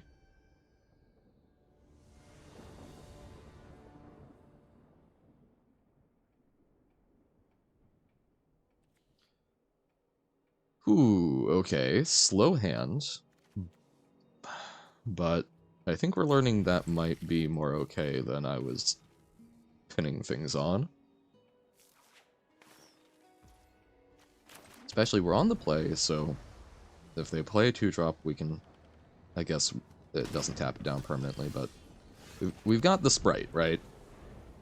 We draw the 4th land, so we'll be able to do a Griffknot Tracker, which I like. And we draw our 2-drop. I think we actually do, even though it's kind of behind curve, I think we run out our 2-drop. I think it blocks better, and I like the concept of still tapping something down with the Crime Stopper Sprite. Or actually, we would probably just do Griffknot Tracker, which does not block as well. So, we do Griffknot Tracker, and we hold, and feel very willing to block with our Consultant. Shock our Griffknot Tracker. That sucks. And burn. Ooh.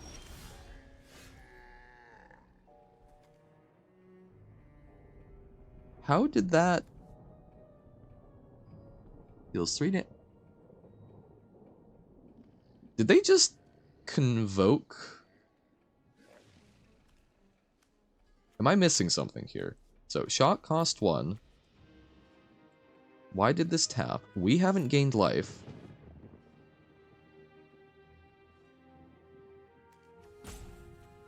Oh, scene of the crime. Okay. Lets you tap a creature.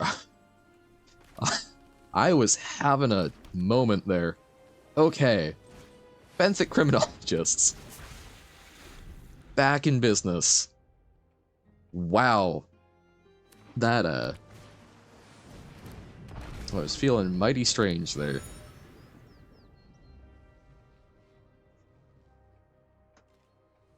Okay. I think we're at the point of, we would like to draw not lands, please.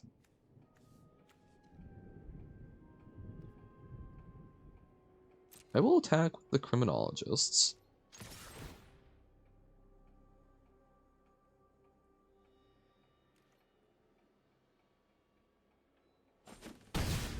Alright. I will then Crime Stopper Sprite, collecting evidence, tapping down the Gear Drake.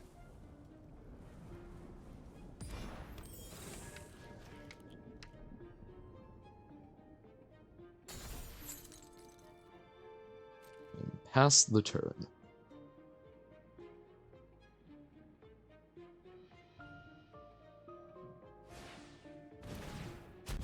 Gadgeteer, or just Gadget Technician, okay. A surmountable threat. Massacre Girl. Quite terrifying, but we will simply bind on up. Why is she good on the other side of the field? And yet curses us. Oh, we would really like not land, please.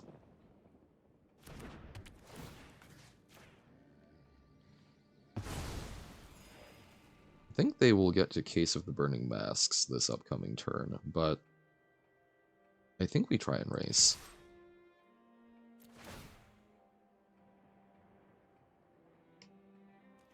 I mean, we are, I believe, currently winning this race.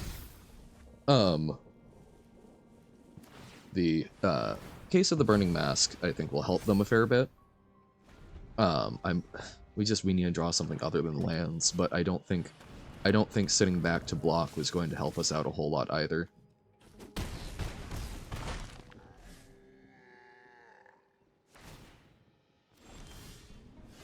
Okay, make your move. Not actually that good at the moment. So that's 5, 6, 8. They might have another shock.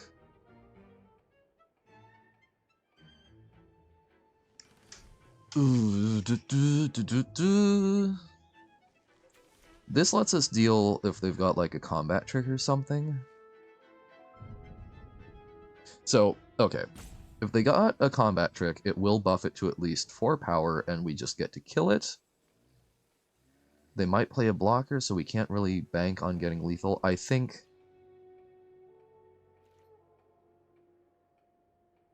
Man, but they've got a lot... They've got more flying damage than we do.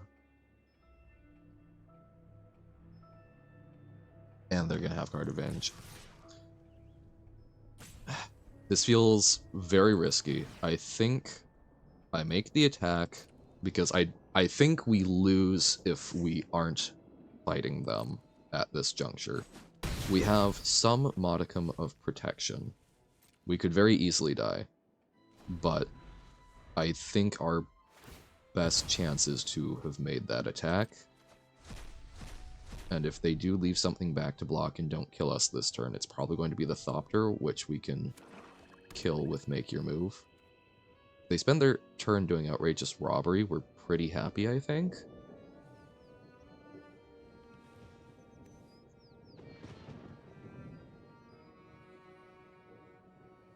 This is awkward.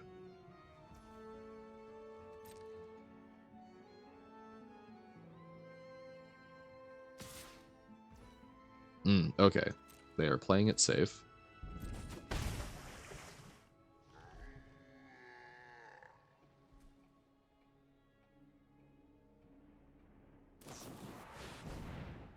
Robbing us. That's probably all of our non-land. All of the non-land cards we might want. I think what we do here, I think we kill the Gear Drake. Because it can get big. And it allows us to try and chip in again this turn. We don't have the protection anymore, but they are going to have to block with at least the Thopter.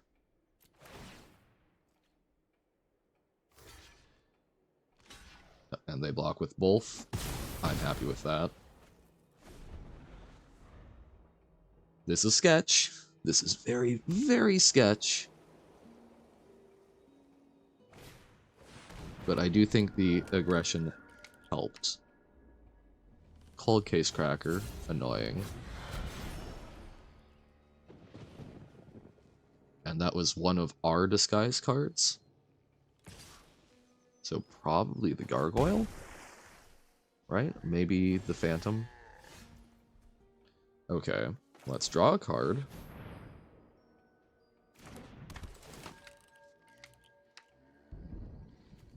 Yes.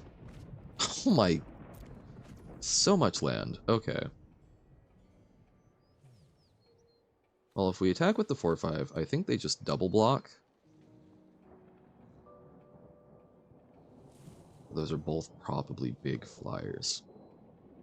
But at least that way we get to try and eat the herring. They sack it as a clue.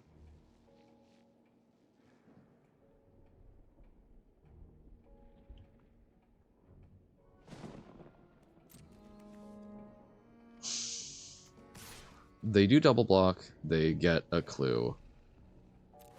But this way we're trading a 4/5 for a flyer? Probably? No. Okay, we're trading it for an unknown quantity. My Bubble Smuggler, okay. Which they... Oh, they could have, potentially. I still think that's okay. Because, yeah, they could have used the herring to unmorph it next turn.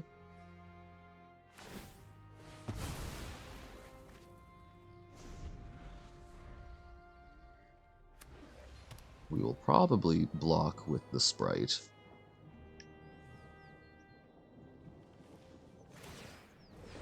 Okay, they are really digging, which is a good sign.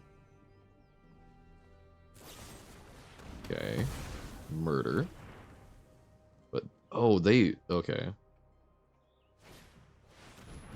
Harry Dronesmith. We eat it. Granite Witness. Fantastic. We disguise it. And then we can turn it face up. I think we tap down the Cold Case Cracker, because then we're guaranteed to in the air. We also get to cycle draw a card, which I think is good. So we tap down the Cold Case Cracker. We draw a card, discard a card. Bounce is very fantastic, especially with that. If we attack with the 3/2, they are forced to block with the Dronesmith and trade, and I think we're okay with that trade. Yep. The Granite Witness can block Cold Case Cracker if things get too sketchy, but if not, we get to next turn bounce the Cold Case Cracker to our hand and swing in for lethal. They may have other creatures, so it's not guaranteed, but okay. I'm just gonna try doing that then.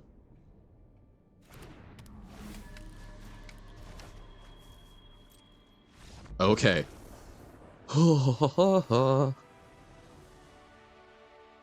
2-in-1. See? I just apparently need to draft Azorius Tempo. More of my AzorBS.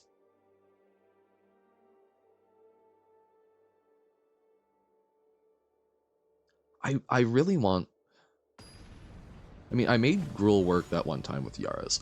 I don't think it's bad, and that's I really get frustrated when limited discourse turns into like what the best color pairing is.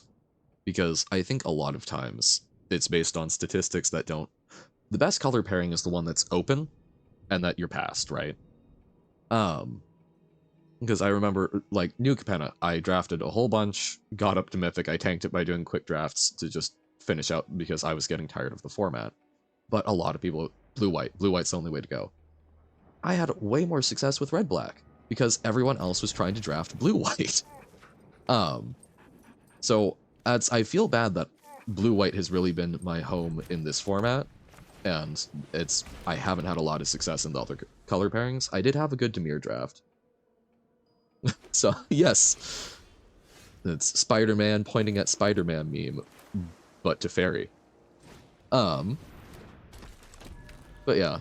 Oh my goodness. And look at their name, Johannes, and we're both playing Seasoned Consultant? I mean, they played a Forest, but like... This is terrifying. So Defenestrated Phantom. I think we run it out disguised. I don't think we want to makeshift binding the 1/3. But I think we could have Krovod Haunched and attacked, but I think we do this so that we hopefully get to Jaded Analyst and equip Haunch next turn. Who's the imposter? Might be bad news for me.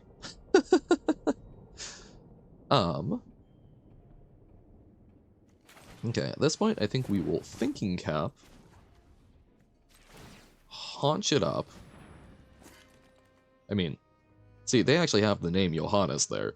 I just say I'm Johann, which, I will admit, is a pseudonym. Sweet, okay. And we've got the Thinking Cap, so we can make it a 4/5 DIY. But they might bury it in the garden.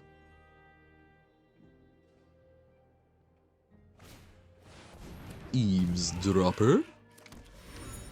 We might just Binding that. Because we can Binding, equip up the cap, sorry. Deals with a pretty big threat. We gain some life. And get to smack on in.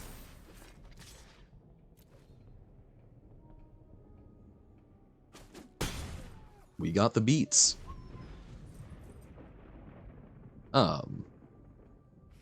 But But yeah, so I have a lot of problems with like the 17 land style limited discourse of which one's the best, and I feel bad that I'm going, oh, blue-white, that's what's working for me. So I really want to figure out the other colors. It's good to know that it's not that I'm incompetent at playing Magic entirely, although I'm still kicking myself over that incinerator of the guilty play.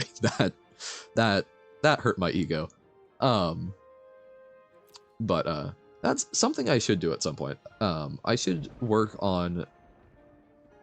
I think it could be fun to be a judge. Unfortunately, you have to pay to be a judge, which I'm not a super big fan of. Sorry, game Johan. Swing in for 4. Is this going to be the exile and attacker? Nope. All right. In that case, I think we play the Griffknot tracker and get aggressive. But yeah, you do have to pay to be a judge, which is kind of, I mean,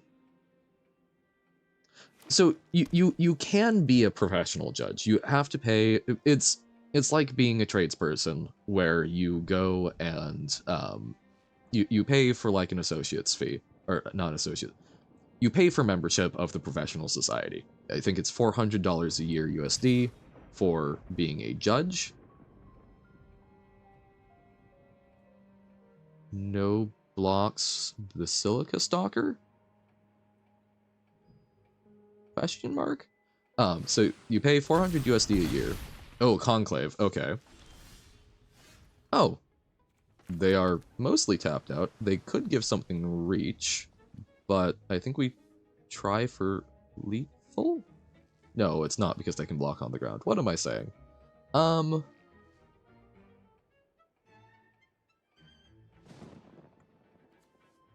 think we attack for 3 in the air. Actually, no. We attack on the ground as well. They probably just chump with a 1/1. So actually, we don't attack on the ground. We just attack in the air. Doing fantastic. Then we're going to play out the Exit Specialist and be ready to bounce the Crowd Control Warden, and then try and smack them down with the Phantom in the air. So you pay 400 USD a year to maintain being a judge, and then you can go work, basically then you can contract yourself to events and get paid as a judge to judge at the events. So it's you're paying a sort of initial maintenance membership fee, but you then can get paid, make that back, make a bit more as a judge. I don't think it's going to be full-time professional work if one did that. However, you can be a I forget exactly what it's called. It's a rules something or other, but basically you know the rules and so do I, for free.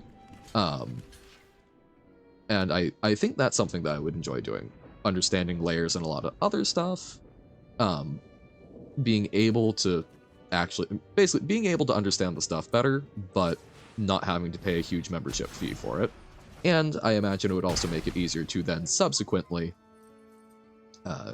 do that. Very interesting attack with the Dog Walker. I'm wondering if they're going to try and bring it back as a flyer. They do not. And now we do have lethal in the air. They are fully tapped out. Bingo, bango, bongo. We're feeling fantastic.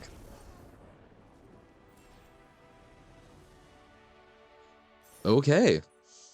Blue-white. I don't know what it is. I do. I really and truly. Because I think it is the difference of the disguised creatures. I did. Oh, right. Because they were me. So is it truly a victory? I don't know.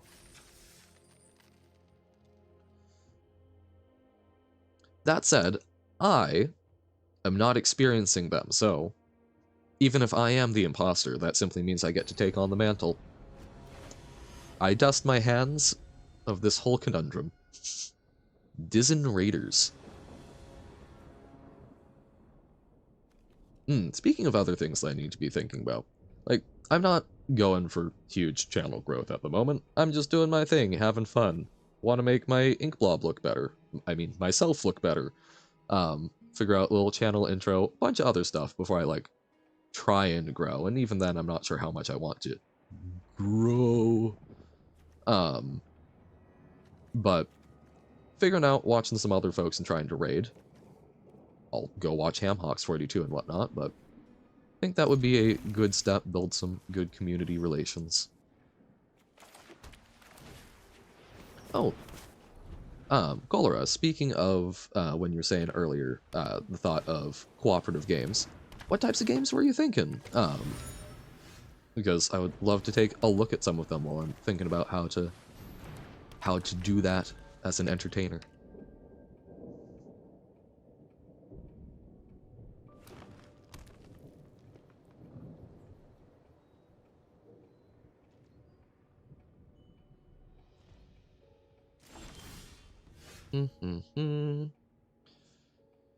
I am being inspected.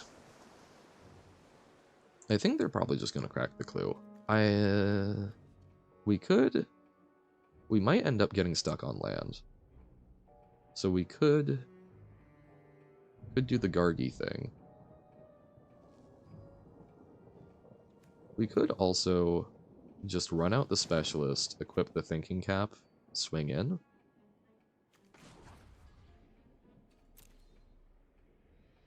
So doing this guarantees, because then next turn we could flip up the witness, tap something for sure, and equip the cap.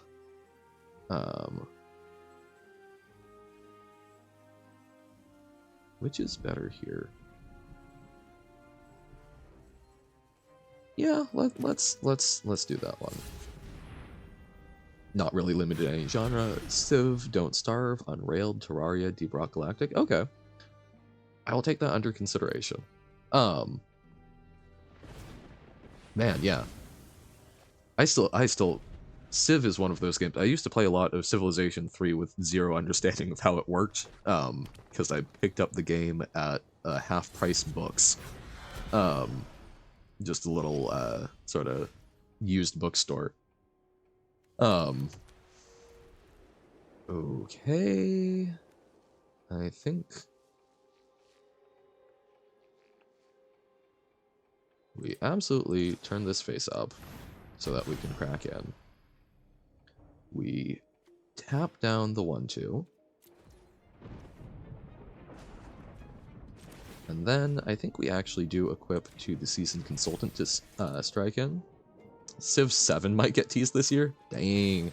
I think it's Civ 6 that I bought because a number of my friends play it, but I have not done hardly anything with it. The other games I will look at. I don't own those. I'm still, again, as I mentioned in regards to like Death Must Die, I chronically buy things on sale, but I will keep an eye out. I'll take a look at them and see which ones would click well with me, I think. Wisp Drinker Vampire. Oakley dokley. We could bounce it. Alternatively, we could play Unrailed. Okay. I think we run out the tracker, and then we suit up the detective, the Granite Witness. I have plenty of detectives, because then they can't really block it effectively. And then next turn we might try bouncing with the Exit Specialist and cracking in with everything. The peer-to-peer thingamabob on Steam. Okay. Yeah, that's a lot of these I need to check out, because a lot of the Steam sharing is tough, and like my Steam account does have some of my personal stuff associated, so that is, I do value my privacy. So might be a little tough. I'll need to see, because I could probably just make a second account if it was Steam share. Lots of fun thoughts. Internet is amazing for the things it can do, but still sometimes tough. Yeah. The Gardener? Okay, draining me.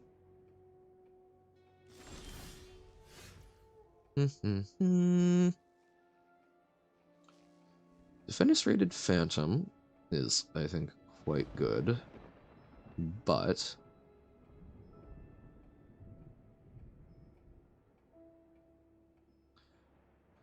let's bounce. Let's bounce. Let's swing in with everything. They probably trade something on the ground.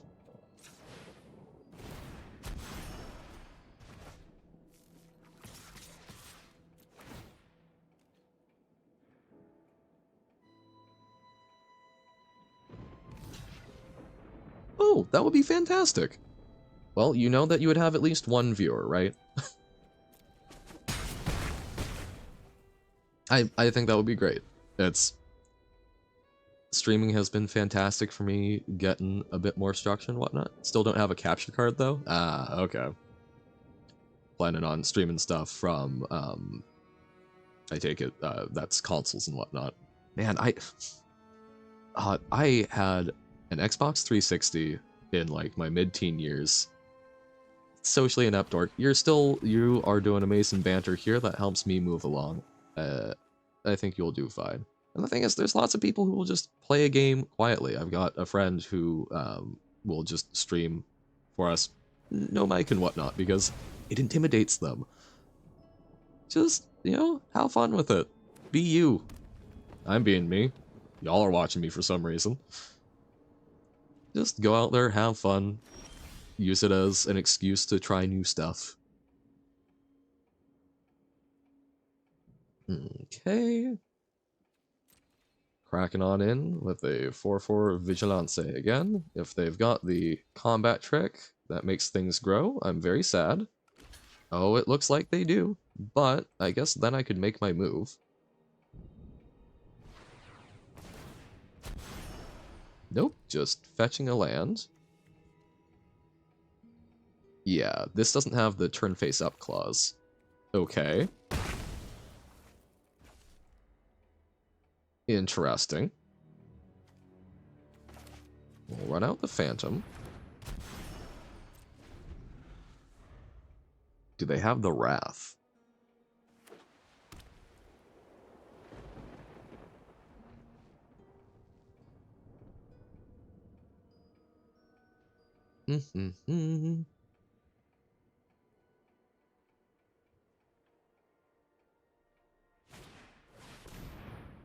Okay, getting stuff back. Fetching a land where the rain gets in to keep my mind from wandering. Maybe. They're simply pondering. Any beetles? I don't... I assume Beatles.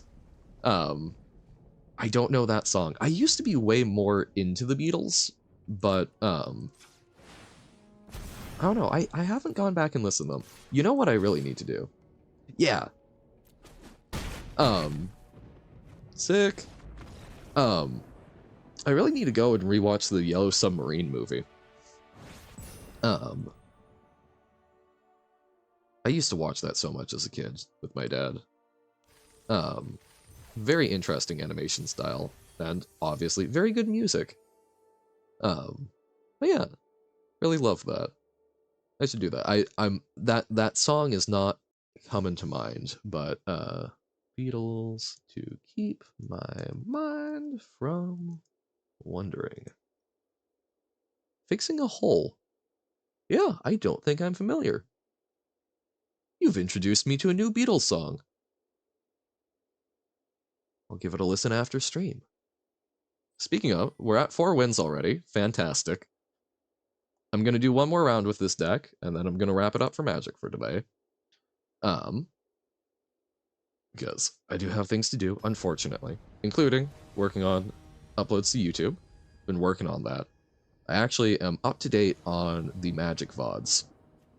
Still need to upload all of the Night in the Woods and the drawing stuff, but we're getting there. Okay. We've got the aggressive Crime Stopper sprite. Guess we're going for it. We've got a Windrake in a Dream. An Inspector? You have a 1-drop? This always feels so rude. What am I supposed to do against this? It's a 1-drop that makes 2 cards? I say that, but I mean, like, unironically, Voldarin Epicure and the Spyglass Siren, both fantastic in certain decks, so, and so is the Inspector. They're really good.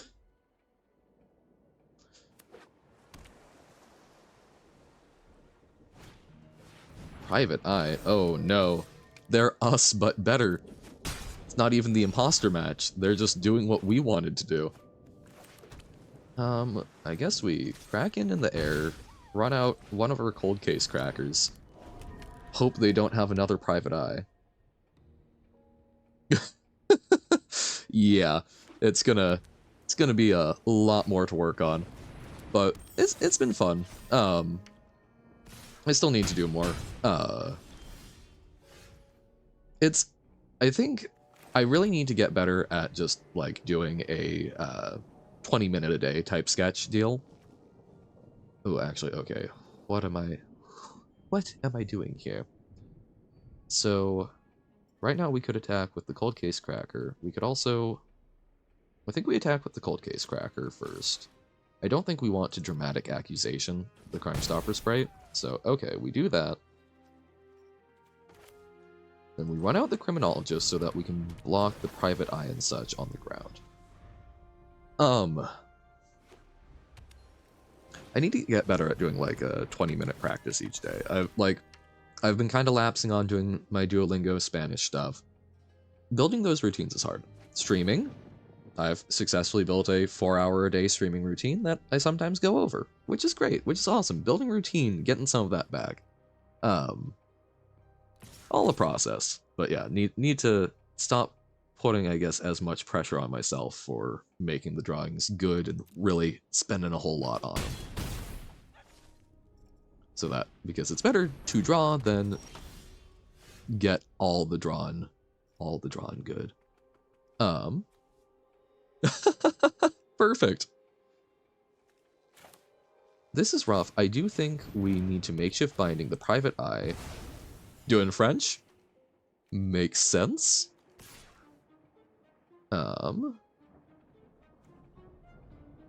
Man, we are in a bad way. I guess they can't increase the 10th District Hero right now. So I think we attack there. Yeah. This is not looking too good. But you did say, I guess you... Oh, we had a conversation about this. This is me with my terrible memory coming in. I remember you talking about learning French. I can't remember why. No hablo español? Wow, and of course I can't think of a single thing to say other than Italiano è molto difficile, ma mi piace. Which is decidedly not Spanish. Yikes. The second Private Eye.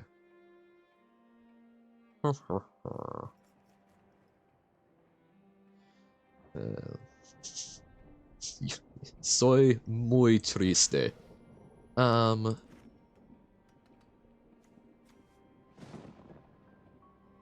We have to, I think. Otherwise our life total is just too low.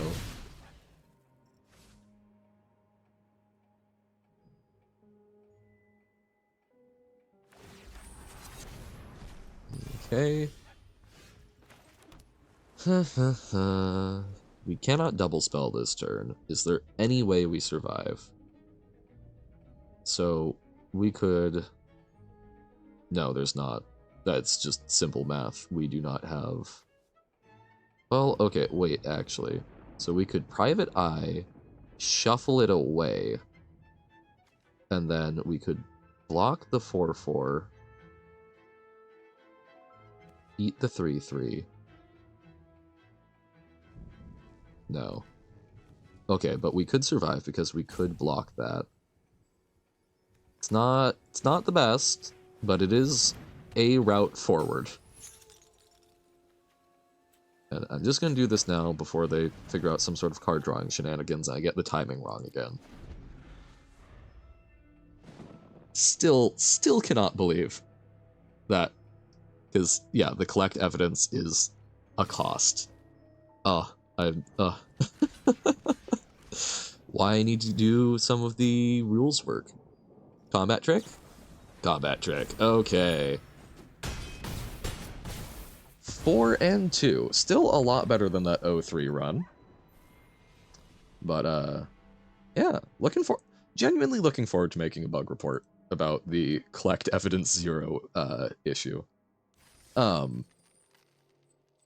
I enjoy testing stuff. It is always fun when you're able to find an error for folks and try and give as much information as possible, because I've been on the other side of that stack and like to give folks all the tools I wish that other folks would give me.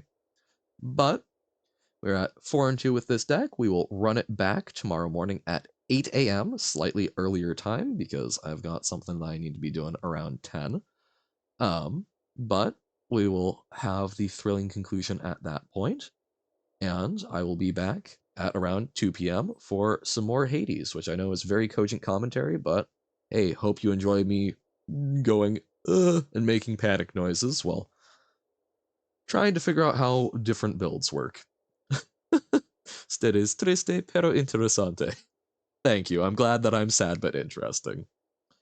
So, that in mind, thank you for watching. It's been a blast. Having folks around makes the 03 losses a lot less painful. Have a lovely rest of your days if I don't see you, and if I do, looking forward to it. Bye!